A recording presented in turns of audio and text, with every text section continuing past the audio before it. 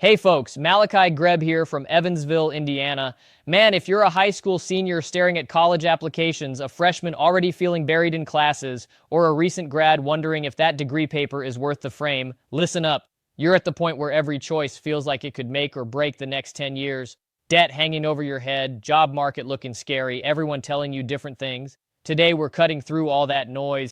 We're talking straight about why mechatronics, robotics, and automation could be one of the strongest paths you can pick in 2026. No hype, no fake promises, just real facts, real numbers, and real steps so you can decide if this fits your grind. What do you think right now? Does hands-on tech that actually builds stuff sound exciting? Or are you still leaning towards something else? Hit subscribe on the channel if you're new here because we talk real career moves, skill building, and how to turn knowledge into money like y'all. Let's jump in. The demand picture. Right now in 2026, factories are flooding back to the United States. Reshoring is happening at levels we haven't seen in decades. Companies got burned by supply chain breaks, and now government money from acts like CHIPS and the Inflation Reduction Act is pouring into new plants for chips, batteries, electric vehicles. Every single one of those facilities needs people who know how to make machines smart and reliable. The latest from the Manufacturing Institute and Deloitte shows the U.S. manufacturing sector could face a shortage of up to 2.1 million workers by 2030. That's not just entry-level assembly jobs. A huge chunk is skilled technical roles: mechatronics technicians, automation engineers, controls specialists, robotics programmers. The Bureau of Labor Statistics says electromechanical and mechatronics technologists and technicians should see about 5% growth through 2033.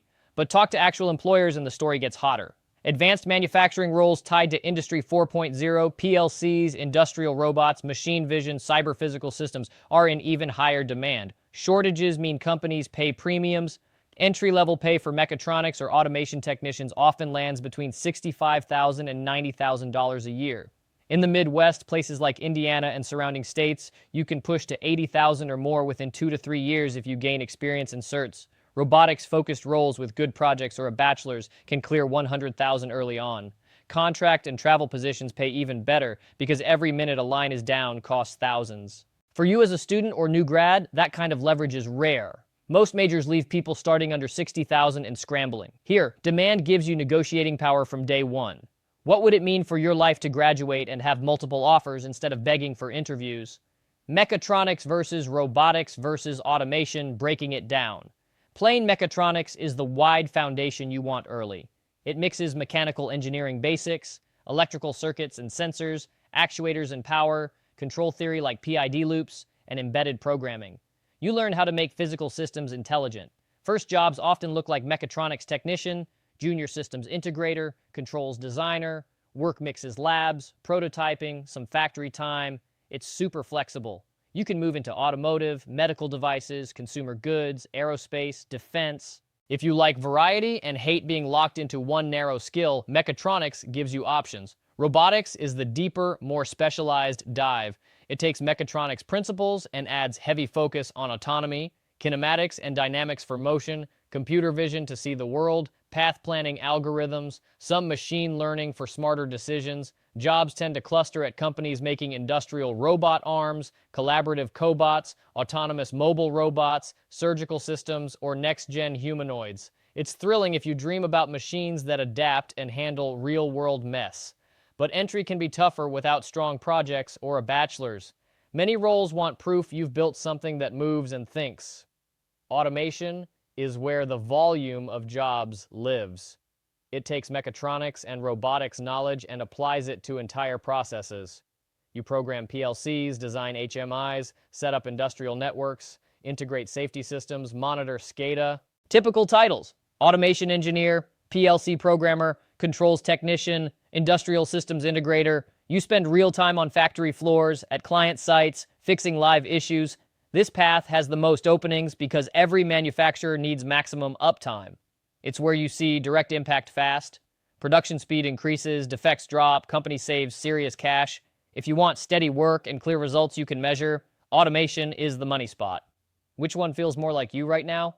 The broad base of mechatronics, the cutting-edge autonomy of robotics, or the high-demand factory impact of automation? Practical steps you can start today, no matter where you are.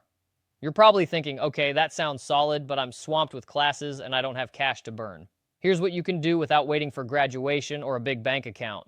Start with low-cost hardware. An Arduino Uno starter kit runs about $40 to $50. A Raspberry Pi 4 or 5 is $35 to $80.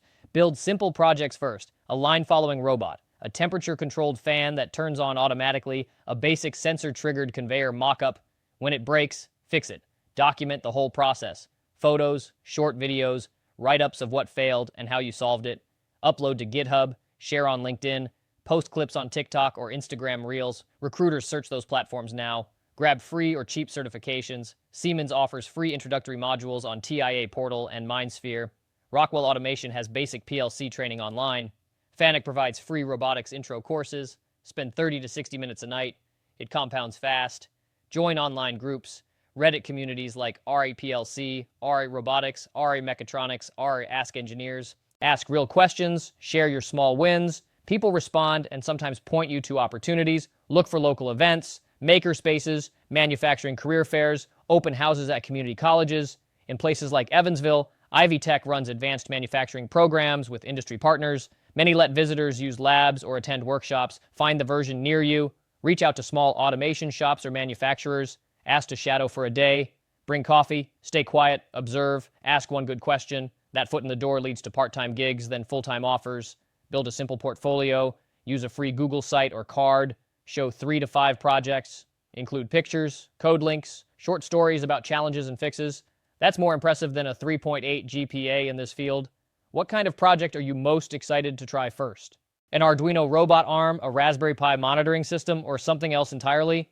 What employers actually look for from new grads or entry-level talent? They care way more about proof you can solve problems than perfect transcripts. Show a project that failed hard, then worked. Explain how you debugged a communication error between devices. Be honest about mistakes. It proves you're coachable. Prepare for hands-on interviews. Some places give you a basic wiring task, a ladder logic puzzle, or a sensor troubleshooting scenario. Practice on free simulators. Logix Pro for PLCs, CapelliaSim, or WebBots for robotics basics.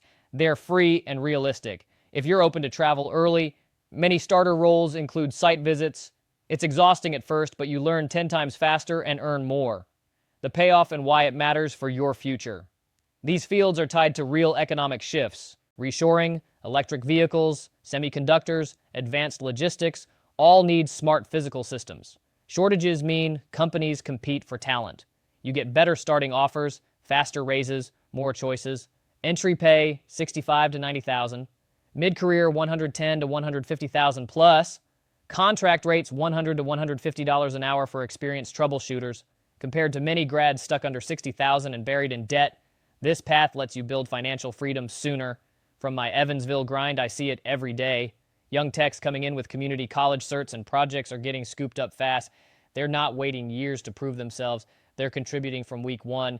You can be that person. What do you think? Bullish on jumping into mechatronics or automation right now, or still weighing other options? Drop it in the comments. Tell me where you're at. High school senior picking programs, community college student stacking certs, four-year engineering student looking for electives, or fresh grad hunting first jobs. What's your biggest worry or question right now? Debt load, finding the right school, building projects without fancy tools, landing that first interview. I'm reading every single comment. This space rewards action. Start small, stay consistent, keep learning. The demand is real, the opportunities are waiting. Subscribe to the channel for more breakdowns on career paths, skill stacks, side hustles, and automation. Follow me on X at Malachi Greb for daily tips, quick project ideas, and honest takes from the floor. Let's keep building this conversation. Stay grinding.